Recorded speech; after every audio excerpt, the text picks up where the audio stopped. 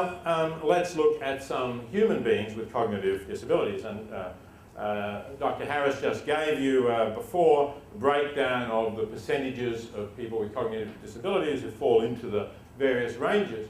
And I'm focusing here on the very bottom of the range, those with profound mental retardation, and I acknowledge that this is a very small percentage. In fact, the American Association for Intellectual and Development Disability said it's 1%. I think Dr. Harris said 1.5%. Doesn't matter very much.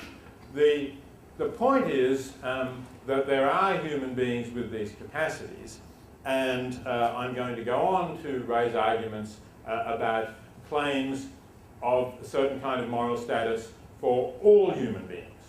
So from the point of view of making a philosophical argument, it's not very important whether it's 1% or 1.5% or 5 or 10% that we're talking about.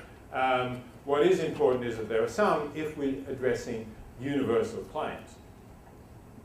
I recognize that for some of you in the audience here, this may make what I'm saying less interesting, because the majority of you who are here because you have a concern with people with cognitive disabilities, and perhaps those who are working with people with cognitive disabilities, or those who are carers or relatives of people with cognitive disabilities, will say, well, you know, that's not like the people that I work with or care for. That's true. And obviously the questions get more complicated once we move to issues about mild disabilities and so on.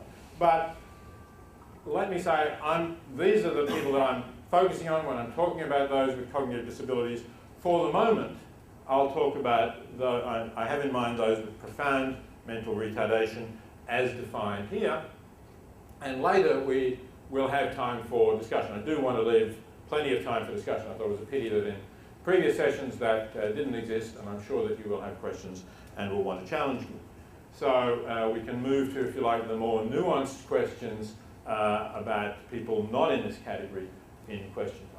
So people with profound mental retardation, as Dr. Harris said, have IQs in the range below 25,